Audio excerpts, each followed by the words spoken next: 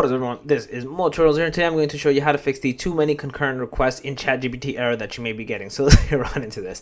So there's a few ways to fix this, and the main reason this is happening is, as it literally says, you're probably trying to request without having like the pro account, like too many items in ChatGPT, whether it's images, whether it's just asking it questions, or the server load that's happening as well. So there's a few ways to fix this, free ways I'm going to basically recommend. One, if you're logged in like normal in browser, try to log in via incognito and then ask ChatGPT whatever you're trying to, and then go from there. The next thing you can do is pretty much clear your browser's history and cache. A lot of time that kind of resets the process as well, where you can basically go in and then do what you need to do as well. And the final thing, which is one of the easier things that you could probably do, is use VPN, either an extension or a browser that has it like Opera, pretty much inside of it. Again, if you want to use the free one, you can. It works perfectly fine with this.